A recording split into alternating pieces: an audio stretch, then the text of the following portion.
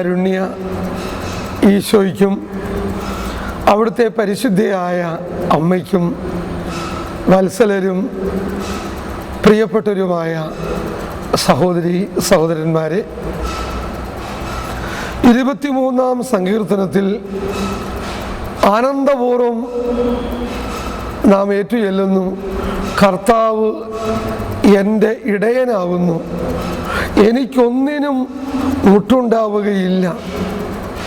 പച്ചയായ പുൽത്തകിടികളിൽ അവിടുന്ന് എന്നെ മേയിക്കും, പ്രശാന്തമായ ജലാശയത്തിലേക്ക് അവിടുന്ന് എന്നെ നയിക്കും. തിരുസഭയെ, തൻ്റെ മണവാട്ടിയും ഭൗതിക ശരീരവും തൻ്റെ ആട്ടിൻപറ്റവുമായ തിരുസഭയെ കാലാകാലങ്ങളിൽ കരുതലോടെ പോറ്റി വളർത്തിക്കൊണ്ടിരിക്കുന്ന ആ നല്ല ഇടയൻ, ലോക അവസാനത്തോളം ഞാൻ നിങ്ങളോടുകൂടി ഉണ്ടായിരിക്കും എന്ന് നൽകിയ വാഗ്ദാനമനുസരിച്ച് സഭാ തനയരുടെ വളർച്ചയ്ക്കും ഉയർച്ചയ്ക്കുമായി വേണ്ട എല്ലാ കാര്യങ്ങളും പരിപാലിച്ച് ക്രമീകരിക്കുന്നു. പരിശുദ്ധനായ ജോൺ പോൾ രണ്ടാമൻ പാപ്പായെ ഈ കാലഘട്ടത്തിനായി മഹാദാനമായി അവിടുന്ന് നൽകി. നമുക്കവിടുത്തേക്ക് നന്ദി പറയാം. എന്നാൽ ഒരു ശരീരത്തിൽ പല അവയവങ്ങളുണ്ട്. തിരുസഭാ ശരീരത്തിൽ ശിരസിൻ്റെ സ്ഥാനത്താണ് പാപ്പ നിൽക്കുന്നതെങ്കിൽ ഇതാ ശരീരത്തിൽ കൈകളും കാലുകളും നാവും അധരങ്ങളും എല്ലാം ഉണ്ട്. സഭാ ശരീരത്തിൽ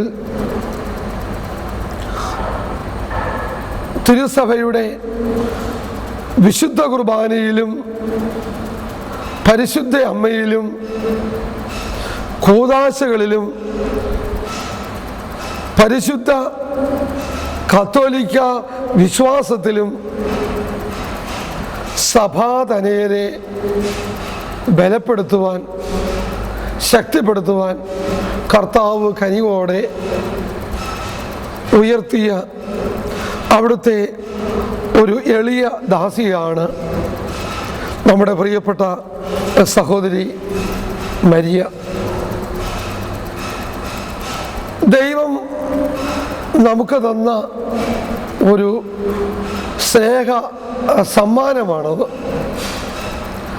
പരിശുദ്ധിയായ അമ്മയോട് ചേർന്ന് ആ മകളെ സമർപ്പിച്ചുകൊണ്ട് തിരുസഭയെ ഓർത്ത് നമുക്ക് പറയാം, എളിയ ദാസിയെ ദൈവം തൃക്കൺ വാർത്തു. ശക്തനായവൻ വലിയ കാര്യം ചെയ്തു. പ്രത്യേകമായ ദൈവശാസ്ത്ര പരിശീലനമോ വിശുദ്ധ ഗ്രന്ഥത്തിലുള്ള വൈദഗ്ധ്യമേറിയ പഠനങ്ങളോ ഒന്നുമില്ലാത്ത സാധാരണക്കാരിയായ ഒരു പെൺകുട്ടിയെ ദൈവം തെരഞ്ഞെടുത്തത് അവിടുത്തെ മഹത്വത്തിന് വേണ്ടിയാണ്. ഓശാന തിരുനാളിൽ അവിടുന്ന് തിരഞ്ഞെടുത്തത് ഒരു ആനയെയോ കുതിരയെ അല്ല, ഒരു കഴുതക്കുട്ടിയാണ്. പണിക്കാർ ഉപേക്ഷിച്ച് കളഞ്ഞ കല്ലിനെ മൂലക്കല്ലായി അവിടുന്ന് മാറ്റുന്നു. ഇത് കർത്താവിൻ്റെ പ്രവൃത്തിയാണ്. നമുക്ക് ഇത് ആശ്ചര്യകരമായി തോന്നും. പ്രത്യേകമായ ദൈവശാസ്ത്ര പരിശീലനം ഒന്നും ഇല്ലാത്ത നമ്മുടെ ഈ സഹോദരി ആരാധനാക്രമ വ്യാഖ്യാതാക്കളായ വിശുദ്ധ എഫ്രൈമും വിശുദ്ധ ബേസിലും വിശുദ്ധ തേഡോറും വിശുദ്ധ നർസായിയും വിശുദ്ധ അഗസ്തീനോസും വിശുദ്ധ അംബ്രോസും ഒക്കെ നൽകിയിരിക്കുന്ന ആ വിശുദ്ധരായ സഭാപിതാക്കന്മാർ ആരാധനക്രമത്തിന് വിശുദ്ധ കുർബാനയ്ക്ക് നൽകിയ ആധികാരിക വ്യാഖ്യാനങ്ങളാണ്. അവയൊന്നും പഠിക്കുകയോ വായിച്ചറിയുകയോ ചെയ്തിട്ടില്ലാത്ത കർത്താവിൻ്റെ ഈ എളിയ ദാസിക്ക് ഈശോയും പരിശുദ്ധ അമ്മയും നേരിട്ട് വെളിപ്പെടുത്തി കൊടുത്ത് എനിക്കും നിങ്ങൾക്കും ഈ കാലഘട്ടത്തിലെ സകലർക്കും വളരെ ലളിതമായ രീതിയിൽ മനസ്സിലാക്കത്തക്ക രീതിയിൽ സംലഭ്യമാക്കിയിരിക്കുന്നത്. കൽക്കട്ടയിലെ ക്ലോയിസ്റ്റേഡ് കോൺവെൻറ്റിൽ 1.5 വർഷത്തോളം മൗനത്തിലും പ്രാർത്ഥനയിലും കഴിഞ്ഞ ശേഷം ചേർത്തലയിലെ ഫ്രാൻസിസ്കൻ ക്ലോയിസ്റ്റേഡ് കോൺവെൻറ്റിലും 6 മാസത്തോളം മൗനത്തിലും പ്രാർത്ഥനയിലും കഴിഞ്ഞ ശേഷം ഈ ദിവ്യകാരുണ്യ മത്സരത്തിൽ ഇങ്ങനെ ഒരു വലിയ ദൗത്യം ചെയ്യുവാൻ കർത്താവ് ഈ മകളെ പ്രത്യേകമായി നിയോഗിച്ചതിന് നമുക്ക് നന്ദി പറയാം.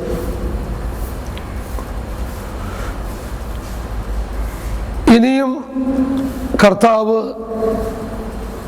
ഇതുപോലുള്ള കാര്യങ്ങൾക്ക് ഈ മകളെ തുടർന്ന് ഉപയോഗിക്കുവാൻ, അതുവഴി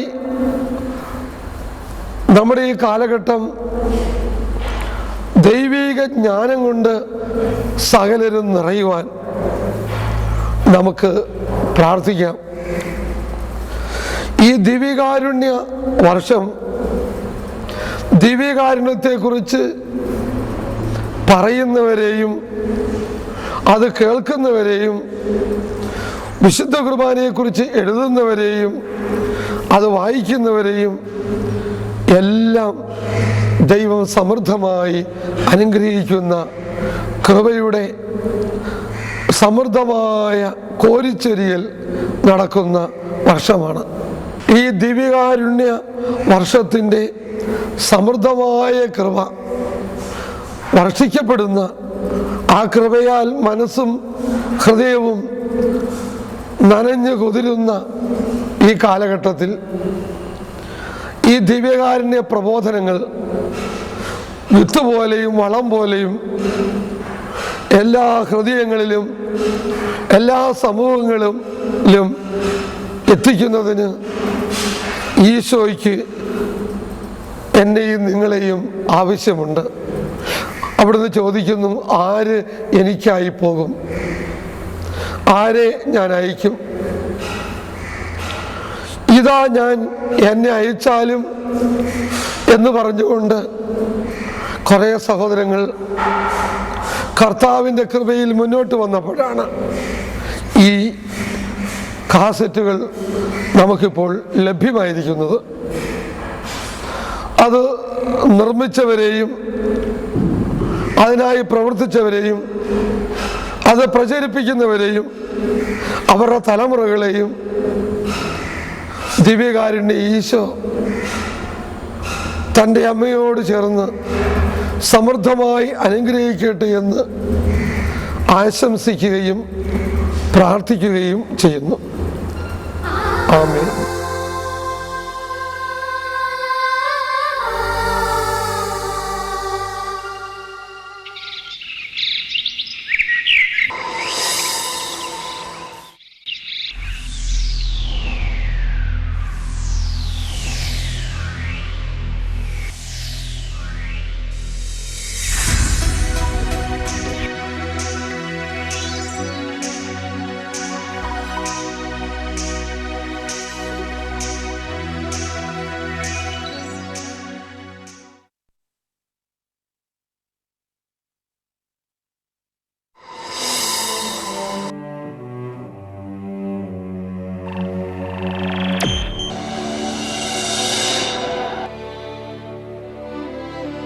വലിയ സ്നേഹത്തോടു കൂടി ഈ ദിവസം അവിടുന്ന് ഞങ്ങളെ വിളിച്ചതിനെ ഓർത്ത് ഞങ്ങൾ നന്ദി പറയുന്നു.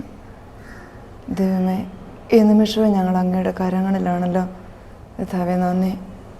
അങ്ങറിയാതെ ഒന്നും ഞങ്ങളുടെ ജീവിതത്തിൽ സംഭവിക്കുന്നില്ല. അനേക സ്ഥലങ്ങളിൽ നിന്ന് ഞങ്ങളെ ഒരുമിപ്പിച്ച് നിൻ്റെ മുമ്പിൽ കൂട്ടിയതിനെ ഓർത്ത് ഞങ്ങൾ നന്ദി പറയുന്നു. എൻ്റെ ഈശോയെ, അവിടുത്തെ വലിയ സ്നേഹത്തെ ഓർത്ത് ഞങ്ങൾ നന്ദി പറയുന്നു. ഞങ്ങളുടെ ഓരോരുത്തരുടെയും ഹൃദയങ്ങളിലേക്ക് ഇന്ന് രാവിലെ അങ്ങ് എഴുന്നള്ളി വന്നല്ലോ ഈശോയെ. നാഥ, ഞങ്ങളുടെ ഹൃദയത്തിൽ, ഞങ്ങളുടെ ജീവിതത്തിൽ അതെല്ലാം നിറഞ്ഞു നിൽക്കുവാനായിട്ട്, അങ്ങയുടെ സ്നേഹം മുഴുവൻ നിറഞ്ഞു നിൽക്കുവാനായിട്ട് ഞങ്ങളെ അനുഗ്രഹിക്കണമേ. ഏറ്റവും പ്രിയപ്പെട്ട പരിശുദ്ധാത്മാവേ, ഞങ്ങളുടെ ആത്മാവിൽ വസിച്ചുകൊണ്ട് ഞങ്ങളെ അങ്ങ് വിശുദ്ധീകരിക്കാൻ തീരുമാനസായതിനെ ഓർത്ത് ഞങ്ങൾ നന്ദി പറയുന്നു. ദൈവത്തിൻ്റെ സ്നേഹം ഞങ്ങളുടെ ഹൃദയത്തിലേക്ക് അവിടുത്തെ പരിശുദ്ധാത്മാവിലൂടെ ചൊരിയപ്പെട്ടിരിക്കുകയാണല്ലോ. ആ സ്നേഹം ഞങ്ങളുടെ ഹൃദയത്തിൽ നിറഞ്ഞ് കവിഞ്ഞ് അത് പുറത്തേക്ക് ഒഴുകി മറ്റുള്ളവർക്ക് ജീവൻ പകരുന്നതാക്കി തീർക്കണമേ എന്ന് പ്രാർത്ഥിക്കുന്നു. ഞങ്ങളുടെ ജീവിതത്തെ മറ്റുള്ളവർക്ക് ജീവനുള്ളതാക്കി തീർക്കുന്ന പ്രാർത്ഥന നിറഞ്ഞതായിരിക്കുവാൻ, പ്രവൃത്തിയുള്ളതായിരിക്കുവാൻ അവിടുന്ന് ഞങ്ങളെ അനുഗ്രഹിക്കണമേ. പരിശുദ്ധയമ്മേ മാതാവേ, അമ്മയുടെ വിലയേറിയ സ്നേഹത്തെ ഓർത്ത്, വലിയ സാന്നിധ്യത്തെ ഓർത്ത്, മധ്യസ്ഥത്തെ ഓർത്തെല്ലാം ഞങ്ങൾ നന്ദി പറയുന്നു. അമ്മ ഇപ്പോഴും ഞങ്ങൾക്ക് വേണ്ടി പ്രാർത്ഥിച്ച് ഞങ്ങളുടെ കൂടെ ആയിരിക്കുന്നതിനെ ഓർത്ത് ഞങ്ങൾ നന്ദി പറയുന്നു. ഈ ശുശ്രൂഷകളിലെല്ലാം അമ്മയുടെ സാന്നിധ്യം ഞങ്ങൾ അറിയുന്നു, നന്ദി പറയുന്നു. അമ്മേ, സകല വിശുദ്ധരെ മാലാഖമാരെ നിങ്ങളും ഞങ്ങൾക്ക് വേണ്ടി പ്രാർത്ഥിക്കണമേ. ആമേൻ. നല്ല ഈശോയെ, ഈ ജനത്തിന് അല്പമെങ്കിലും നൽകുവാൻ എൻ്റെ പക്കലൊന്നുമില്ലെന്ന് അവിടുന്ന് അറിയുന്നുണ്ടല്ലോ. ഈ ജനം മുഴുവൻ നിരന്തരം അങ്ങയോട് കൂടെയാണ് താനും. കർത്താവെ, ഇവർക്ക് നൽകുവാൻ എൻ്റെ പക്കലുള്ളത് ഞാൻ അങ്ങേക്ക് നൽകുന്നു. അങ്ങനോട് ആവശ്യപ്പെട്ടല്ലോ ഈശോ, നിൻ്റെ പക്കലുള്ളത് തരാൻ. ഈശോ, എൻ്റെ പക്കൽ അങ്ങനെക്ക് തന്ന ഈ ജീവിതം അല്ലാതെ ഒന്നുമില്ല. ഈശോ, അവിടുന്ന് നൽകിയ ഈ ജീവിതം അവിടുത്തെ കരങ്ങളിലേക്ക് ഞാൻ ഏൽപ്പിക്കുന്നു. കർത്താവെ, ഇന്ന് അങ്ങ് തന്നെ അപ്പം മുറിച്ച് വിളമ്പണമേ. ഈശോയിന്ന് തന്നെ അങ്ങ് തന്നെ അപ്പം മുറിച്ച് വിളമ്പണമേ. വചനം അവിടുന്ന് പങ്കുവെച്ച് കൊടുക്കണമേ. അങ്ങ് തന്നെ നൽകുമ്പോൾ ഇവർ ഭക്ഷിച്ച് തൃപ്തരായി കുട്ടകളിൽ ശേഖരിച്ചുകൊണ്ട് മടങ്ങുമല്ലോ. അത് മറ്റുള്ളവർക്കും കൊടുക്കാൻ വേണ്ടി തികയുമല്ലോ. ഈശോയെ, നീ അങ്ങനെ ചെയ്യുമെന്ന് ഞാൻ വിശ്വസിക്കുന്നു. നീ അങ്ങനെ ചെയ്തതല്ല ഞാൻ ഓർക്കുന്നു. ഈശോയെ, നന്ദി പറയുന്നു. ഏറ്റവും പ്രിയപ്പെട്ട പരിശുദ്ധാത്മാവെ, ഒരിക്കൽ കൂടി ഞാൻ അങ്ങയോട് യാചിക്കുകയാണ്, അങ്ങയോട് അപേക്ഷിക്കുകയാണ്. അവിടുന്ന് എൻ്റെ പ്രാർത്ഥന കേൾക്കുന്ന വിശ്വാസത്തോടു കൂടി സ്നേഹത്തോടെ പറയുകയാണ്, പരിശുദ്ധാത്മാവെ, ഇത് അങ്ങയുടെ ശുശ്രൂഷയാണ്, എൻ്റേതല്ല. അങ്ങ് തന്നെ ഈ ജനത്തോട് സംസാരിക്കണമേ. മുഴുവൻ സമയവും പരിശുദ്ധാത്മാവെ, അങ്ങ് തന്നെ ഈ ശുശ്രൂഷ ഏറ്റെടുക്കണമേ. കർത്താവിൻ്റെ കഴുതയായി തീരുവാൻ മാത്രം എന്നെ അനുഗ്രഹിക്കണമേ. ഈശോയെ നന്ദി. ഈശോയെ, ഒരു ഹൈന്ദവ കുടുംബത്തിൽ ജനിച്ച എൻ്റെ പേര് മരിയ എന്ന്. അച്ഛനും അമ്മയും ഒരാങ്ങളെയും അനുജത്തിയുണ്ട് എനിക്ക്. 10-12 വയസ്സ് വരെ ഹിന്ദുവായിട്ട് ജീവിച്ച എനിക്ക് ഈശോയെക്കുറിച്ചൊന്നും അറിയില്ലായിരുന്നു. മാതാവിനെക്കുറിച്ച്, ഈശോയെക്കുറിച്ചുമൊക്കെ വല്ലവരും പറഞ്ഞു കേൾക്കുമ്പോൾ മാതാവും ഒരു ദൈവമാണെന്നാണ് ഞാൻ കരുതിയിരുന്നത്. ഈശോ ഒരു ദൈവം, പിന്നെ വിശുദ്ധന്മാരൊക്കെ ദൈവങ്ങൾ, അങ്ങനെയാണ് കരുതിയിരുന്നത്. അതിൽ കൂടുതലൊന്നും അറിയില്ലായിരുന്നു. എന്നാൽ ഈശോയുടെ വലിയ കാരുണ്യത്താൽ, വലിയ കൃപയാൽ, അങ്ങനെ പറയാൻ എനിക്കിഷ്ടം, എല്ലാ സ്വത്തുക്കളും നഷ്ടപ്പെട്ടു പോയി. അങ്ങനെ എല്ലാ സമ്പത്തും ഭൗതികമായിട്ടുള്ളതെല്ലാം നഷ്ടപ്പെട്ടു പോയതുകൊണ്ട് സർവ്വസമ്പത്തിൻ്റെയും ഉടയവനായ ദൈവം ഞങ്ങളെല്ലാവരും ഈശോയുടെ സ്വന്തമായി തീരാനായിട്ട് അവിടുന്ന് അനുവദിച്ചു. ഞാൻ പറഞ്ഞല്ലോ, 12 വയസ്സ് വരെ ഈശോയെക്കുറിച്ചൊന്നും അറിയില്ലായിരുന്നു കാര്യമായിട്ട്. പേര് കേട്ടിട്ടുണ്ടെന്ന് മാത്രമേ ഉള്ളൂ. എന്നാൽ അത്രയും 10-12 വയസ്സായപ്പോൾ എല്ലാം നഷ്ടപ്പെട്ടു പോയതുകൊണ്ട്, സമ്പത്തെല്ലാം നശിച്ചു പോയതുകൊണ്ട് ഞങ്ങൾ ഹൈ റേഞ്ചിലേക്ക് സ്ഥലം മാറിപ്പോയി. അങ്ങനെ അവിടെ പോയി കുറച്ച് സ്ഥലമൊക്കെ വാങ്ങിച്ച് ജീവിതം തുടങ്ങിയപ്പോഴേക്കും അപ്പച്ചൻ തീർത്തും മദ്യത്തിന് അടിമയായിപ്പോയി. കാരണം നഷ്ടപ്പെട്ടു പോയ സമ്പത്തുകളെല്ലാം തിരിച്ചു കിട്ടുകയില്ല എന്നുള്ള ഒരു ചിന്തയിൽ നിന്ന് പിന്നെ നിയന്ത്രിക്കാൻ വയ്യാത്ത മദ്യപാനത്തിന് അടിമയായി തീർന്നു അപ്പച്ചൻ. അങ്ങനെ വന്നതുകൊണ്ട് അവിടെ ഉണ്ടായിരുന്ന സ്ഥലവും ഏറെ താമസിയാതെ മുഴുവനും വിറ്റു. പിന്നെ ഒരു വാടക വീട്ടിലായി താമസം. ആ നാടുകളിൽ എൻ്റെ വിദ്യാഭ്യാസം അവസാനിച്ചു. ഞാൻ 6ാം ക്ലാസ് വരെ പഠിച്ചു. പഠനം അവസാനിച്ചു. ഹൈ റേഞ്ചിൽ ഞങ്ങൾ താമസിച്ചിരുന്ന പ്രദേശത്തുണ്ടായിരുന്ന ജനങ്ങളുടെ രീതി അനുസരിച്ച് ഈറ്റ വെട്ടിയും പരമ്പ് നെയ്തുമൊക്കെ ഒരു ജീവിതം. വനത്തിൽ പോയി ഈറ്റ വെട്ടണം, പരമ്പ് നെയ്യണം, അതടുത്തുള്ള കടയിൽ കൊടുക്കും. അങ്ങനെ വീട്ടിലെ കാര്യങ്ങളെല്ലാം ഞാൻ തന്നെ നോക്കാൻ തുടങ്ങി. അമ്മ അപ്പോഴേക്കും രോഗങ്ങളൊക്കെ ആയി തുടങ്ങിയിരുന്നു. അമ്മയ്ക്ക് ഒത്തിരി വലിയ ജോലിയൊന്നും ചെയ്യാൻ പറ്റത്തില്ല. ഇളയവർ രണ്ടുപേരും പഠിക്കുക. ഇങ്ങനെ 2-3 വർഷം കഴിഞ്ഞു പോയി. അക്ഷരങ്ങളൊക്കെ ഞാൻ മറന്നു തുടങ്ങി. ആ നാളുകളിൽ ഒരു ദിവസം എൻ്റെ അമ്മ കോതമംഗലത്തെ ചെറിയ പള്ളിയിൽ പ്രാർത്ഥിക്കാൻ വന്നു. എന്നെക്കുറിച്ച് ഓർത്ത് കുട്ടികളൊക്കെ സ്കൂളിൽ പോകുന്ന കണ്ടു കഴിഞ്ഞപ്പോൾ അമ്മച്ചിക്ക് സങ്കടമായി. നന്നായിട്ട് പഠിക്കാൻ എനിക്ക് ആഗ്രഹമുണ്ടെന്ന് അമ്മയ്ക്ക് അറിയുകയും ചെയ്യായിരുന്നു. അതുകൊണ്ട് അമ്മ അതോർത്ത് കരഞ്ഞുകൊണ്ട് അവിടെ ഇരിക്കുമ്പോൾ ഇന്നും എനിക്കോ എൻ്റെ അമ്മയ്ക്കോ ഒന്നും അറിയത്തില്ലാത്ത ഒരു സിസ്റ്റർ അമ്മച്ചിയുടെ അടുത്ത് വന്ന് അമ്മച്ചിയോട് ചോദിച്ചു, എന്തിനാണ് കരയുന്നത്? അപ്പോൾ അമ്മച്ചി പറഞ്ഞു, ഇങ്ങനെ എനിക്കൊരു കൊച്ചുണ്ട്, അതിനെ പഠിപ്പിക്കാൻ പറ്റാത്തതുകൊണ്ട് കരയാന്ന് പറഞ്ഞു. ആ സിസ്റ്റർ അമ്മച്ചിയുടെ ഒരു അഡ്രസ്സ് എഴുതി കൊടുത്തിട്ട് പറഞ്ഞ്, സ്കൂൾ തുറന്നെങ്കിലും സാരമില്ല ചേച്ചി എന്നൊന്ന് അന്വേഷിച്ച് നോക്ക്, ഇതൊരു ബാലഭവൻ്റെ അഡ്രസ്സാണ്, സിസ്റ്റർമാർ നടത്തുന്ന ഒരു സ്ഥലമാണ്, സാമ്പത്തികം ഇല്ലാത്ത വീട്ടിലെ കുട്ടികളെയൊക്കെ അവർ പഠിപ്പിക്കുമെന്ന് പറഞ്ഞു. അങ്ങനെ അമ്മച്ചി ആ സിസ്റ്റർ കൊടുത്ത അഡ്രസ്സും കൊണ്ട് ആ സ്ഥാപനത്തിൽ ചെന്നു. അത് വാഴക്കുളത്തുള്ള ഒരു ബാലഭവനില. അവിടെ ചെന്നപ്പോൾ ആ സിസ്റ്റർ പറഞ്ഞു, എൻ്റെ പൊന്നു ചേച്ചി, ഇവിടെ വിരിച്ചു കൊടുക്കാൻ പോലും ഇടയില്ല, നിറഞ്ഞിരിക്കുക. അപ്പോൾ അതുകൊണ്ട് ഇവിടെ ഇടയില്ല, എന്നാൽ പോകുന്ന വഴിക്ക് ആയവന എന്ന സ്ഥലത്തൊന്ന് കയറി നോക്കണം, അവിടെ ഒരു ബാലഭവനുണ്ട്, അവിടെ ചിലപ്പോൾ സീറ്റ് ഉണ്ടാവുമായിരിക്കും, ഒന്ന് ചോദിച്ചു നോക്കാൻ പറഞ്ഞു. അങ്ങനെ അമ്മച്ചി തിരിച്ചു വന്ന വഴിക്ക് കോതമംഗലത്തിന് മാറ്റൊഴുക്കി ഇടയ്ക്കുള്ള ആയവന എന്ന സ്ഥലത്ത് തിരുഹൃദയ സഭയിലെ സിസ്റ്റേഴ്സ് നടത്തുന്ന ജ്യോതി ബാലഭവനിൽ കയറി. അവിടെ വന്ന് സിസ്റ്റർ പേഷ്യൻസിനോട് സംസാരിച്ചപ്പോൾ സിസ്റ്റർ പറഞ്ഞു, ഇവിടെയും ഇടയില്ല, നിറഞ്ഞിരിക്കുകയാണ്. അപ്പോൾ അമ്മച്ചി ഒത്തിരി വിഷമത്തോടു കൂടി കരയുകയൊക്കെ ചെയ്തു. എന്നിട്ടും അവിടെ പറ്റിയില്ലല്ലോ, ഇടയില്ലല്ലോ എന്ന് പറഞ്ഞതുകൊണ്ട് അടുത്ത വർഷം കൊണ്ടുവരാൻ പറഞ്ഞതുകൊണ്ട് അമ്മച്ചി ഇറങ്ങിപ്പോന്നു. അമ്മച്ചി പുറത്തേക്ക് പോന്നപ്പോൾ സിസ്റ്റർ പേഷ്യൻസ് അകത്തേക്ക് ചെന്ന് ചാപ്പലിൻ്റെ വാതിൽക്ക് കൂടി കടന്നു പോയപ്പോൾ ഈശോ തന്നോട് സംസാരിക്കുന്നത് പോലെ തോന്നി എന്നാ സിസ്റ്റർ എന്നോട് പിന്നെ പറഞ്ഞത്. എന്തായാലും സിസ്റ്ററിന് സങ്കടം സഹിക്കാൻ പറ്റാതെ വീണ്ടും തിരിച്ചു വന്ന് അമ്മച്ചിയെ പുറകോട്ട് വിളിച്ചിട്ട് പറഞ്ഞു, ആ കൊച്ചിനെ കൊണ്ടുപോരെ. അങ്ങനെ ഒരു ജോഡി ഡ്രസ്സുമായിട്ട് ആ തിരുഹൃദയ മഠത്തിലെ ജ്യോതി ബാലഭവനിലേക്ക് വീണ്ടും പഠിക്കാൻ വേണ്ടിയിട്ട് ഞാൻ വന്നു. എല്ലാം ആദ്യം തൊട്ട് പഠിക്കേണ്ടി വന്നു. എങ്കിലും കർത്താവ് കൂടെ ഉണ്ടായിരുന്നതുകൊണ്ട് നല്ല മാർക്കോടുകൂടി 10ാം ക്ലാസ് പാസ്സാകാൻ കഴിഞ്ഞു. ഈ കാലത്ത് മഠത്തിൽ അവിടെ താമസിക്കുന്ന സമയത്താണ് ഈശോയെക്കുറിച്ച് കുറച്ചുകൂടി കൂടുതലായിട്ട് ഞാൻ അറിയുന്നത്. എങ്കിലും ഈശോ രക്ഷകനാണെന്നോ അല്ലെങ്കിൽ രക്ഷിക്കുമെന്നോ എങ്ങനെ രക്ഷിക്കുന്നോ എനിക്ക് മനസ്സിലായില്ല. ഈശോയെ കുറച്ചുകൂടി സ്നേഹിച്ചു, അത്രേ ഉള്ളൂ. എന്നാൽ അതിനേക്കാൾ അധികമായിട്ട് ഞാൻ അന്ന് മനസ്സിലാക്കിയത് സ്നേഹിച്ചതും ഒക്കെ പരിശുദ്ധ അമ്മയാണ്. എല്ലാ പ്രാർത്ഥനകളും ഞാൻ മറന്നുപോയെങ്കിലും എത്രയും ദയുള്ള മാതാവേ എന്ന പ്രാർത്ഥന മാത്രം മറക്കാതെ മനസ്സിലുണ്ടായിരുന്നു അവിടെ നിന്ന് പോന്നു കഴിഞ്ഞപ്പോഴും. പിന്നെ അവിടെ വെച്ച് വിശുദ്ധരുടെയൊക്കെ ജീവചരിത്രം അറിയാനായിട്ട് ഇടയായി. പ്രത്യേകിച്ച് സിസ്റ്റർ കഥയൊക്കെ പറഞ്ഞു തരുമ്പോൾ ഒരിക്കൽ ഫാദർ ഡാമിയനെ കുറിച്ച് ഒരു കഥ പറഞ്ഞു തന്നു. അപ്പോൾ അതെനിക്ക് ഒട്ടും മനസ്സിലായില്ല. അതുകൊണ്ട് ഞാൻ സിസ്റ്ററിനോട് ചോദിച്ചു, എന്താ അച്ഛൻ അറിയില്ലായിരുന്നു അവിടെ പോയി കുഷ്ഠരോഗികളുടെ ഇടയിൽ ശുശ്രൂഷിച്ചാൽ മരിച്ചു പോകുമെന്ന് അറിയില്ലേ? സിസ്റ്റർ പറഞ്ഞു, അറിയാം, പിന്നെന്താ അങ്ങോട്ട് പോയത്? അങ്ങനെ ആർക്കും വേണ്ടാത്തവർക്ക് വേണ്ടിയൊക്കെ ജീവിക്കാനായിട്ടാണ് ഞങ്ങളുടെ ദൈവം പറഞ്ഞിരിക്കുന്നത്. അതെനിക്കൊരു പുതിയ അറിവായിരുന്നു. എന്തായാലും ആ ദൈവം ആർക്കും വേണ്ടാത്തവർക്കൊക്കെ അപ്പോൾ ആ ദൈവം ഉണ്ടല്ലോ എന്നൊരു ചിന്ത ഉള്ളിലുണ്ടായി. അതെനിക്കൊരു ചെറിയ ആശ്വാസമായിരുന്നു.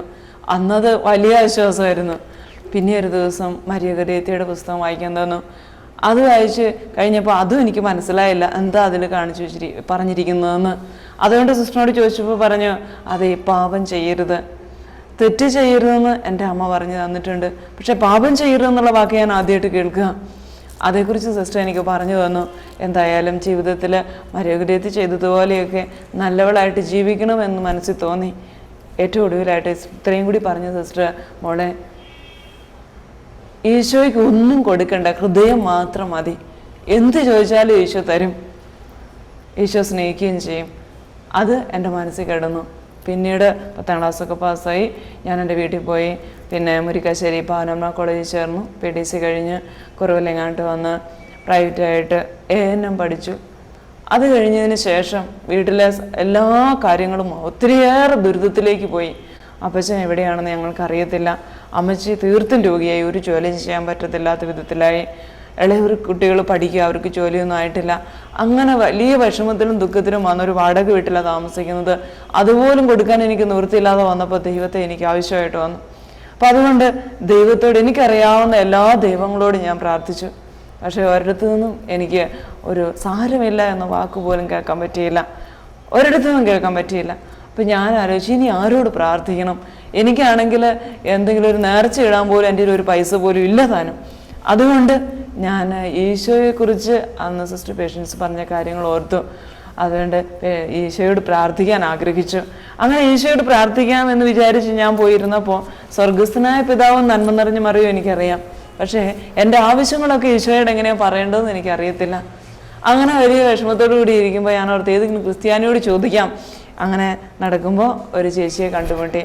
ആ ചേച്ചി ക്രിസ്ത്യാനിയാണെന്ന് എനിക്ക് തോന്നിയതുകൊണ്ട് ഞാൻ ചേച്ചിയോട് ഇന്ന് ചോദിച്ചു, എങ്ങനെയാണ് ഈശോയോട് പ്രാർത്ഥിക്കുന്നത്? ആ ചേച്ചി ഒരു പെന്തക്കോസ്ത് സമൂഹത്തിൽ ഉള്ള ആളായിരുന്നു. ചേച്ചി വലിയ സന്തോഷത്തോടു കൂടി കുറച്ച് കാര്യങ്ങളൊക്കെ പറഞ്ഞു തന്നു. പിന്നെ അവരുടെ പാസ്റ്റർ അടുത്തേക്ക് എന്നെ കൂട്ടിക്കൊണ്ടുപോയി. അങ്ങനെ ഈശോയോട് എങ്ങനെയാണ് പ്രാർത്ഥിക്കേണ്ടതെന്നുള്ള ചോദ്യവുമായിട്ട് കടന്നു ചെന്നപ്പോൾ ഈശോയെക്കുറിച്ചുള്ള കാര്യങ്ങളൊക്കെ അവരെന്നെ പഠിപ്പിച്ചു. എന്നാൽ 2 മാസത്തെ പഠനത്തിന് ശേഷം എനിക്ക് മനസ്സിലായത്, അത് വേറെ ആരുടെയും കുഴപ്പം കൊണ്ടല്ല, എനിക്ക് മനസ്സിലായത് ഞാൻ ബൈബിൾ മുഴുവൻ പഠിച്ചു കഴിഞ്ഞെന്ന്. അത് മുഴുവൻ പഠിപ്പിച്ചു എന്നൊന്നും ആരും അവകാശപ്പെട്ടില്ല. പക്ഷെ എനിക്ക് തോന്നി ഞാൻ ബൈബിൾ മുഴുവൻ പഠിച്ചു കഴിഞ്ഞു എന്ന്. വചനത്തെ വചനം കൊണ്ട് വെട്ടാനും കീറാനും മുറിക്കാനും കുത്തിക്കെട്ടാനും ഒക്കെ പഠിച്ചു ഞാൻ. പക്ഷേ സ്നേഹിക്കാൻ പഠിച്ചില്ല. ആരെ കണ്ടാലും ഞാൻ ചോദിക്കും, രക്ഷിക്കപ്പെട്ടതാണോ? പ്രത്യേകിച്ചും ക്രിസ്ത്യാനിയെ കണ്ടാൽ ചോദിച്ചിരിക്കും, രക്ഷിക്കപ്പെട്ടതാണോ? ഇപ്പോൾ മരിച്ചാൽ സ്വർഗത്തിൽ പോവോ? പുണ്യാൾമാരൊക്കെ സ്വർഗത്തിലുണ്ടോ? അന്ത്യവിധി കഴിഞ്ഞിട്ടില്ലല്ലോ, അപ്പം അതിനു മുമ്പ് അവരൊക്കെ അവിടെ എങ്ങനെ ചെന്നത്? ഇങ്ങനെ കുറേ ചോദ്യങ്ങൾ ചോദിക്കാൻ പഠിച്ചു. എന്നാൽ രക്ഷിക്കപ്പെട്ടതാണോ എന്ന ചോദ്യം എന്നോട് തന്നെ ഒരു പ്രാവശ്യമെങ്കിലും ചോദിച്ചെങ്കിൽ ഞാൻ രക്ഷപ്പെട്ടേനെ. ആ ചോദ്യം എന്നോട് ചോദിക്കാൻ മറന്നുപോയി. മറ്റുള്ളവരോടൊക്കെ ഇങ്ങനെ ചോദിച്ച് നടന്നു. അങ്ങനെ ചോദിക്കുമ്പോൾ അവർക്ക് ഉത്തരം പറയാൻ പറ്റാതെ അവർ സാമാന്യം നന്നായിട്ട് ഉത്തരം തന്നാൽ പോലും അതിനെയൊക്കെ ഉടക്കി എങ്ങനെയെങ്കിലും തിരിച്ചു പറഞ്ഞ് അവർ തോപ്പിച്ചു കഴിയുമ്പോൾ ഉള്ളിലൊരു സംതൃപ്തിയാണ്. അങ്ങനെ കുറേ മാസങ്ങൾ വിശ്വാസത്തിൽ എങ്ങനെ വളർന്ന് പോയിക്കൊണ്ടിരുന്നു. പിന്നെ ബൈബിളിൻ്റെ ഏത് ഭാഗം ചോദിച്ചാൽ ആധികാരികമായി ഉത്തരം തരാമെന്ന് ഞാൻ പറയാൻ തുടങ്ങി. അത് കഴിഞ്ഞപ്പോൾ എനിക്ക് തോന്നി, ഇങ്ങനെ വിശ്വസിച്ച് മാത്രം ജീവിച്ചിട്ട് കാര്യം ഏറ്റു പറയണമല്ലോ.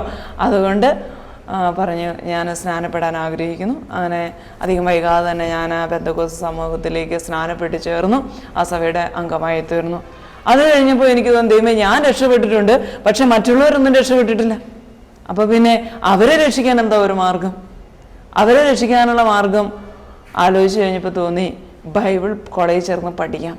കാരണം ഈ സാധാരണ ഏറ്റവും കൂടുതൽ നശിച്ചു കൊണ്ടുപോയിക്കൊണ്ടിരിക്കുന്ന ഒരു ജനമായിട്ട് എനിക്ക് തോന്നിയത് കത്തോലിക്ക സഭയിലുള്ള ഒരു യാക്കോബായക്കാരുമാണ്. കാരണം ഈ 2 കൂട്ടരാണ് ഏറ്റവും കൂടുതൽ പരിശുദ്ധ അമ്മയോട് പ്രാർത്ഥിക്കുക. അപ്പം അമ്മയോട് പ്രാർത്ഥിക്കുന്നവരാണ് ഏറ്റവും കൂടുതൽ നശിച്ചു പോകുന്നതെന്നാണ് ഞാൻ വിചാരിച്ചു വെച്ചിരുന്നത്. അന്നത്തെ കാലത്തെ ചിന്തയാണ് കേട്ടോ. ഇന്ന് പരിശുദ്ധ അമ്മയില്ലെങ്കിൽ ഞാനില്ല. അമ്മ ഉള്ളത് കൊണ്ടാണ് ഞാനിപ്പോൾ ഇവിടെ വന്ന് നിൽക്കുന്നത് തന്നെ. എനിക്ക് ഇപ്പോഴൊരമ്മയുണ്ടെന്നല്ല ഞാൻ പറയുന്നത്, പണ്ടൊരമ്മ ഉണ്ടായിരുന്നു എന്നല്ല പറയുക. ഞാൻ ആഗ്രഹിക്കുന്നത്, ഞാൻ വിശ്വസിക്കുന്നതും എല്ലാം നിത്യത വരെയും എനിക്കൊരമ്മയുണ്ടെന്ന പരിശുദ്ധ അമ്മ, നിത്യത വരെയും. അപ്പോൾ ആ അമ്മ അന്ന് ഉണ്ടെന്ന് മനസ്സിലാക്കാൻ പറ്റിയില്ല. അതുകൊണ്ട് അമ്മയോട് എനിക്ക് ദേഷ്യമായിരുന്നു. അമ്മയോട് ഞാൻ എന്തുമാത്രം ദേഷ്യപ്പെട്ടു അത്രമാത്രം അമ്മ എന്നെ സ്നേഹിക്കുകയും ചെയ്തു. അമ്മയുടെ കാരുണ്യം നിറഞ്ഞ പ്രാർത്ഥനകളിൽ ഈശോയിലേക്ക് ഞാൻ കൂടുതൽ എടുക്കാൻ ഇടയായി തീർന്നത്. ഇപ്പോഴും അമ്മയെ ഓർത്ത് നന്ദി പറയുന്നു. അമ്മ എന്നോട് കൂടെ ഉണ്ടെന്ന് വിശ്വസിച്ച് നന്ദി പറയുന്നു പ്രത്യേകം. അമ്മയുണ്ട്, അല്ലെങ്കിൽ എനിക്കിവിടെ നിൽക്കാൻ പറ്റിയല്ല. ഇങ്ങനെ ഈശോയ്ക്ക് വേണ്ടി സാക്ഷ്യപ്പെടുത്തിക്കൊണ്ട് കത്തോലിക്ക സഭയുടെ മുമ്പിൽ ഇങ്ങനെ നിൽക്കണമെങ്കിൽ പരിശുദ്ധ അമ്മ എൻ്റെ കൂടെ ഉണ്ടാവണം. അങ്ങനെ ഞാൻ വിശ്വസിക്കുന്നു. എന്തായാലും അങ്ങനെ ബൈബിൾ കോളേജിൽ ചേർന്ന് പഠിക്കണം. പഠിച്ചിട്ട് കത്തോലിക്ക സഭയിലുള്ള സാധാരണ ജനം പാവമാണ്, അവർക്ക് ദൈവത്തെക്കുറിച്ച് ഒന്നും അറിയത്തില്ല. എൻ്റെ ചിന്തകളാണ് ഇതൊക്കെ കേട്ടോ. അങ്ങനെ ഞാൻ വിചാരിച്ചിരുന്നത് ഏറ്റവും ആദ്യം മാനസാന്തരപ്പെടേണ്ട ആൾ മാർപ്പാപ്പയാണ്. കാരണം അവിടെ ഇരുന്ന് കുറേ എഴുത്തുകളൊക്കെ ഇങ്ങനെ അയക്കി എഴുതി അതൊക്കെ ഇവിടെ ഇങ്ങനെ കൊണ്ടു നടന്ന് പ്രചരിപ്പിക്കുന്നത് കുറച്ച് മെത്രാന്മാരും വൈദികരും, പിന്നെ വീടുകോറും കയറി വിദേശത്ത് കൊണ്ടുവരുന്ന പണമൊക്കെ കയറി ഇറങ്ങി കൊടുക്കാൻ കുറച്ച് സിസ്റ്റർമാരും. അപ്പം ഇവരെല്ലാവരും മാനസാന്തരപ്പെട്ടെങ്കിൽ മാത്രമേ ഈ സാധാരണ ജനം രക്ഷപ്പെടുകയുള്ളൂ എന്ന് ഞാൻ ചിന്തിച്ചു. അതോടെ ഞാൻ ആദ്യം പ്രാർത്ഥിച്ചത് മാർപ്പാപ്പയും കർദിനാൾമാരും മെത്രാന്മാരും വൈദികരും സിസ്റ്റേഴ്സും മാനസാന്തരപ്പെടണമെന്ന്. ഇവരെ രക്ഷപ്പെടുത്താൻ വേണ്ടി ഇവർക്ക് വചനം അറിയത്തില്ലാത്തതുകൊണ്ട് വചനം പഠിക്കാൻ പോകണമെന്ന് ഞാൻ ആഗ്രഹിച്ചു. അങ്ങനെ പോകാനായിട്ടെല്ലാം തീരുമാനിച്ച് ബൈബിൾ കോളേജിലേക്ക് പോകാനുള്ള എല്ലാ തീരുമാനങ്ങളൊക്കെ എടുത്തിരുന്ന നാളുകളിൽ എനിക്ക് 1-2 ആഴ്ചകൾ കൂടി ഉള്ളൂ പോകാനായിട്ടുള്ള തീരുമാനങ്ങളൊക്കെ എടുത്തു. ആ സമയത്ത് എൻ്റെ അമ്മയ്ക്ക് രോഗം കൂടുതലായി. അപ്പോൾ അമ്മച്ചി എന്നെ വിളിച്ചിട്ട് പറഞ്ഞു, മോളെ ഒരു 2 വർഷം കൂടി ജോലി ചെയ്യാവോ എവിടെയെങ്കിലും? അത് കഴിയുമ്പോഴേക്കും ആങ്ങളയ്ക്ക് എന്തെങ്കിലും ജോലിയാവും, പിന്നെ മോള് പോയിക്കും. അപ്പൊ അമ്മയെ പറഞ്ഞ് പേടിപ്പിച്ച് ഞാൻ എൻ്റെ സൈഡിലാക്കി വെച്ചിട്ടുണ്ട്. ആങ്ങളെ അനുജത്തി സമ്മതിച്ചില്ല. അവർ പറഞ്ഞു എന്തായാലും ഇപ്പോഴും യേശുവിൽ വിശ്വസിക്കാനും പ്രാർത്ഥിക്കാനും പറ്റുമല്ലോ, ഇനിയിപ്പോൾ അവരുടെ കൂടുതൽ പോയി മുങ്ങേണ്ട കാര്യമില്ലല്ലോ എന്ന് പറഞ്ഞു. പിന്നെ ഞാൻ ഓർത്ത് വിശ്വസിച്ചാൽ നീ നിന്റെ കുടുംബവും രക്ഷ പ്രാപിക്കുമെന്നാണല്ലോ. ഞാൻ വിശ്വസിച്ചല്ലേ എന്തെങ്കിലും ഒരു കാലത്ത് ഇവരും രക്ഷപ്പെട്ടോളൂ എന്ന് കരുതി. ആ വചനം അനുസരിച്ച് അവർ രക്ഷപ്പെട്ട് ഇന്ന് അവരെല്ലാവരും കത്തോലിക്ക സഭയിലേക്ക് വന്നു, കുടുംബം മുഴുവൻ രക്ഷ പ്രാപിക്കുകയും ചെയ്തു. പക്ഷെ ഞാൻ ചിന്തിച്ചിരുന്നത് വേറെ തരത്തിലായിരുന്നു അന്ന് ചിന്തിച്ചിരുന്നത്. എന്തായാലും അങ്ങനെ പ്രാർത്ഥിച്ചുകൊണ്ടിരുന്നു. അപ്പം അമ്മ എന്നോട് ഇങ്ങനെ പറഞ്ഞതുകൊണ്ട് അമ്മയുടെ നിർബന്ധം കൊണ്ട് ഞാൻ 2 വർഷത്തേക്ക് നീട്ടിവെച്ചു ബൈബിൾ കോളേജിൽ ചേരാനുള്ള ആഗ്രഹം. അങ്ങനെ അടിമാലിയിൽ ഒരു കടയിൽ ഞാൻ ജോലി ചെയ്യാൻ വേണ്ടി വന്നു.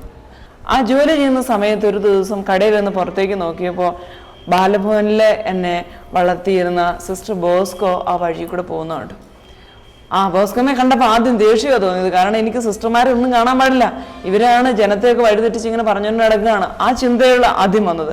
അതെന്നെ മിണ്ടെണ്ണം തീരുമാനിച്ചു. എന്നാൽ അടുത്ത നിമിഷം ഞാൻ ഓർത്തു, ദൈവമേ എന്തുമാത്രം സ്നേഹത്തോടു കൂടിയാണ് പല അവസരങ്ങളും സിസ്റ്റർ എന്നോട് പെരുമാറിയിട്ടുള്ളത്. അപ്പോൾ 10 വർഷം കഴിഞ്ഞെങ്കിൽ പോലും ആ ഓർമ്മകൾ വന്നതുകൊണ്ട് ഞാൻ സിസ്റ്ററിനോട് എവിടെ പോകുകയെന്ന് ചോദിക്കാം എന്ന് തീരുമാനിച്ചു. അങ്ങനെ ചെന്ന് ചോദിച്ച് സംസാരിച്ചപ്പോൾ സിസ്റ്ററിന് ഭയങ്കര അത്ഭുതമായിപ്പോയി എന്നെ അവിടെ വെച്ച് കണ്ടതുകൊണ്ട്. അങ്ങനെ സംസാരിച്ചപ്പോൾ ഞാൻ ഈ കടയിൽ നിൽക്കാമെന്ന് പറഞ്ഞപ്പോൾ മോളെ ഈ കടയിൽ ഇങ്ങനെ നിൽക്കണ്ട, ഈ ടൗണിലെ ഈ കടയിൽ ഇങ്ങനെ ജോലി ചെയ്യുന്നത് ശരിയല്ല. അന്ന് ബാലഭവനിലുണ്ടായിരുന്ന സിസ്റ്റർ വിയാനി ഇപ്പോൾ പ്രൊഫഷണലാണ്. അവരുടെ മോള് കോതമംഗലത്ത് ചെന്ന് വിയാനിയമ്മയെ കണ്ട് നിന്റെ അവസ്ഥയൊക്കെ പറയണം, അമ്മ എന്തെങ്കിലും ചെയ്യും, നീ ഏതായാലും ഏനം വരെ പഠിച്ചതാണല്ലോ എന്ന് പറഞ്ഞു. ഞാൻ സമ്മതിക്കുകയൊക്കെ ചെയ്തു. പക്ഷേ പോകാനൊന്നും തീരുമാനം എടുത്തില്ല.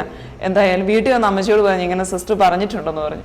അപ്പോൾ അമ്മച്ചി പറഞ്ഞു എൻ്റെ മോളെ എനിക്ക് സമാധാനമാവും, നീ അവരുടെ കൂടെയാണെങ്കിൽ ജീവിതം സുരക്ഷിതമായിരിക്കുമല്ലോ എന്ന് പറഞ്ഞു. അങ്ങനെ അമ്മച്ചിയുടെ നിർബന്ധം കൊണ്ട് ഞാൻ അങ്ങോട്ട് പോയി.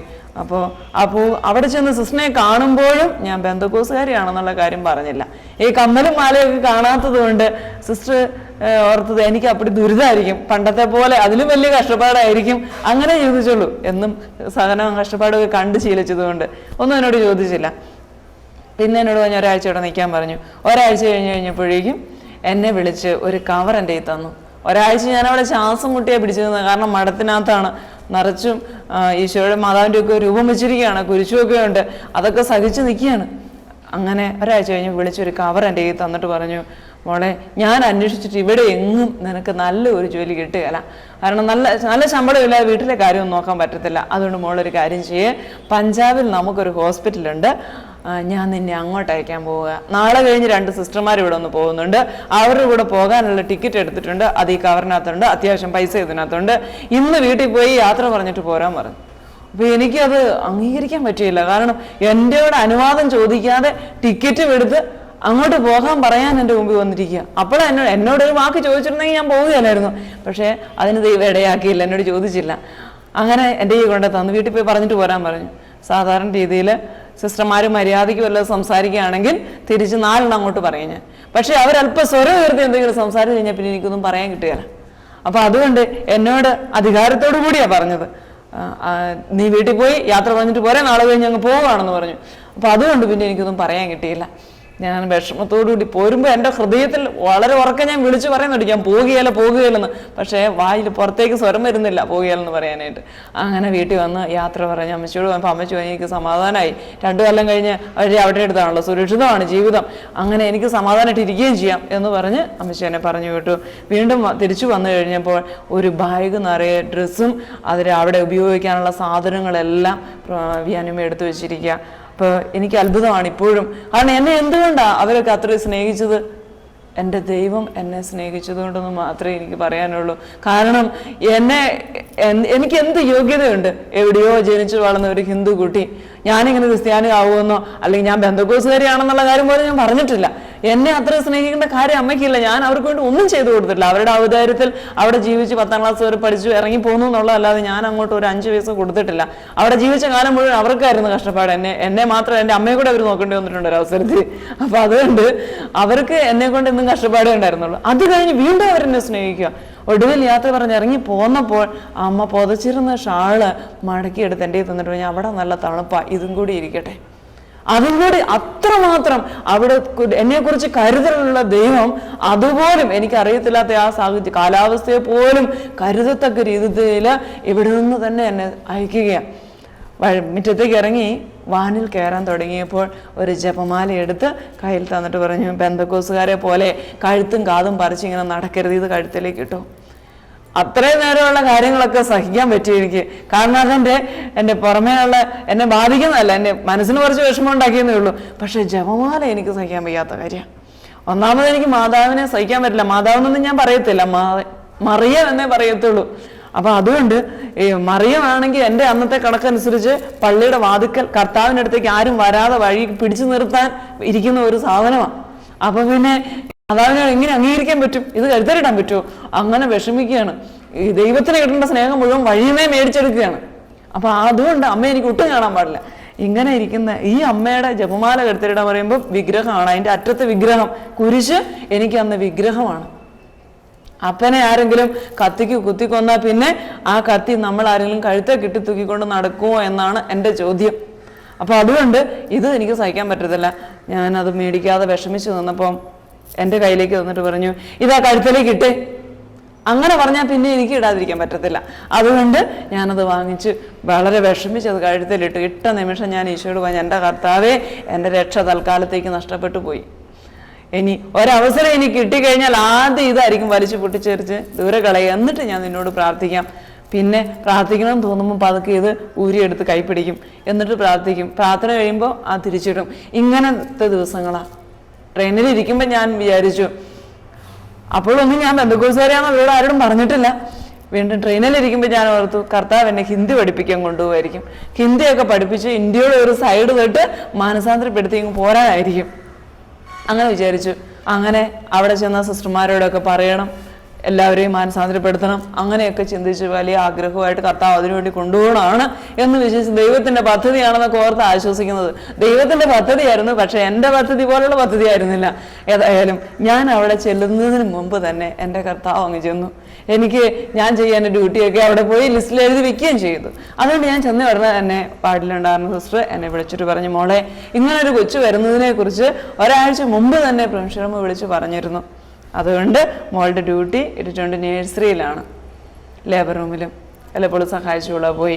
അപ്പം ഈ രണ്ട് സ്ഥലത്തും ഭാഷയുടെ ആവശ്യമില്ല. നഴ്സറിയിൽ കുഞ്ഞുങ്ങൾ ജനിച്ചു കഴിഞ്ഞ ഉടനെ തന്നെ ഉണ്ടാകുമ്പോൾ എന്തെങ്കിലും അവർക്ക് രോഗം ഉണ്ടെങ്കിൽ കൊണ്ടുവന്ന് കിടത്തുന്ന സ്ഥലം, അവിടെ ഒരു ഭാഷയുടെ ആവശ്യമില്ല. കരയുമ്പോൾ ഇച്ചിരി വെള്ളം വല്ലതും കൊടുക്കാൻ പഠിച്ചാൽ മതി, അതിന് ഭാഷ വേണ്ടല്ലോ. പിന്നെ ലേബർ റൂമിൽ വേദനിച്ച് കിടന്ന് കരയുമ്പോൾ സാരമുള്ളതെന്ന് പറയാൻ പഠിച്ചാൽ മതി, 2-3 വാക്കുകളുടെ ആവശ്യമുള്ളൂ. ഇങ്ങനെ എൻ്റെ കർത്താവ് എനിക്ക് വേണ്ടി അവിടെ ഡ്യൂട്ടി ഇട്ട് വെച്ചു. അങ്ങനെ 6 മാസം ഞാൻ അവിടെ പിടിച്ചു നിന്നു. 6 മാസം കഴിഞ്ഞപ്പോൾ ഞാൻ തീരുമാനിച്ചു, എന്ത് കുന്തം വന്നാലും വേണ്ടില്ല, തിരിച്ചു പോയേക്കാം, ഇവിടെ ജീവിച്ചിട്ടൊരു കാര്യമില്ല. കാരണം കുർബാനയ്ക്ക് പോകണം, അവിടുത്തെ ഒരു രീതിയാണ്. അങ്ങനെ കുർബാനയ്ക്ക് പോയി കഴിഞ്ഞാൽ പള്ളി നിറയെ വിഗ്രഹം, അതുകൊണ്ട് ഞാൻ തല കുനിച്ച് നിൽക്കുകയുള്ളൂ, നേരെ നോക്കിയല്ല, കുനിഞ്ഞു നിൽക്കും. ബലിയർപ്പണം നടക്കണ സമയം മുഴുവൻ ഞാൻ പ്രാർത്ഥിക്കും, കർത്താവ് ഇവരെന്താ ചെയ്യുന്നതെന്ന് ഇവർക്ക് അറിയത്തില്ല, ഇവരോട് ക്ഷമിക്കണേന്ന് പ്രാർത്ഥിക്കും. എൻ്റെ നോട്ടത്തിൽ അച്ഛനടക്കം മുഴുവൻ തെറ്റാണ്. അവിടെ പൗരോഹിത്യം ഇല്ല. ദേവാലയത്തിൽ തുണി കീറിയ ദിവസം പൗരോഹിത്യം തീർന്നു. അപ്പൊ പിന്നെ പുരോഹിതനില്ല. പിന്നെ ഈ കാണിക്കുന്നത് മുഴുവനും തെറ്റാണ്. ഓർമ്മയ്ക്ക് വേണ്ടി ചെയ്യാൻ പറഞ്ഞിട്ട് ജീവനുള്ള ശരീരം അന്നും പറഞ്ഞിട്ട് ഗോതമ്പപ്പം എടുത്തു വരും. ഇതൊക്കെ എനിക്ക് സഹിക്കാൻ പറ്റുമോ? അങ്ങനെ വലിയ വിഷമത്തോടു കൂടി നിന്ന് കുർബാന കഴിഞ്ഞ് ഏറ്റവും ആദ്യം പുറത്തിറങ്ങി പോരുന്ന ആള് ഞാനായിരിക്കും. അങ്ങനെ വിഷമിച്ച് 6 മാസമായി. 6 മാസം കഴിഞ്ഞപ്പോഴേക്കും വലിയ സങ്കടമായി. എനിക്ക് ഒരു കൂട്ടായ്മയില്ല, പുറത്ത് കൂട്ടായ്മയില്ല, ആരോടും ബന്ധുക്കൂസാരെന്ന് പറയാനും പറ്റിയിട്ടില്ല. ആ ദിവസങ്ങളിൽ വികാരി അച്ഛനെ പരിചയപ്പെട്ടു.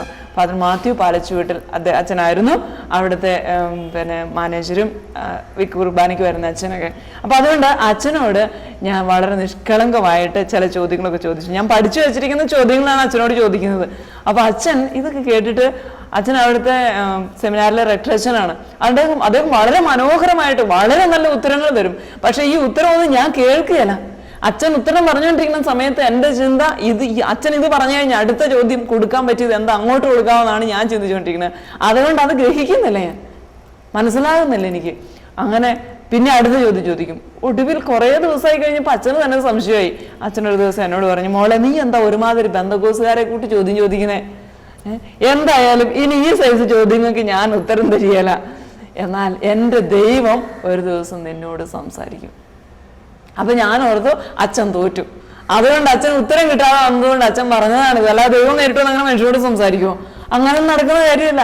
അച്ഛൻ തോറ്റു ചെയ്തുകൊണ്ട് അച്ഛനെയും തോൽപ്പിച്ചു. ഞാൻ വലിയ റെക്ടറാന്ന് പറഞ്ഞിട്ട് അച്ഛനെ തോൽപ്പിച്ചോളൂ എന്ന് സന്തോഷമായി. പക്ഷെ അച്ഛൻ ഹൃദയത്തിൽ തന്നെ പറഞ്ഞതാണ്. അച്ഛൻ വളരെ നന്നായിട്ട് ഉത്തരം തന്നതാണ്. ഞാൻ അംഗീകരിക്കാതിരുന്നത് എൻ്റെ അഹങ്കാരം കൊണ്ടാണ്.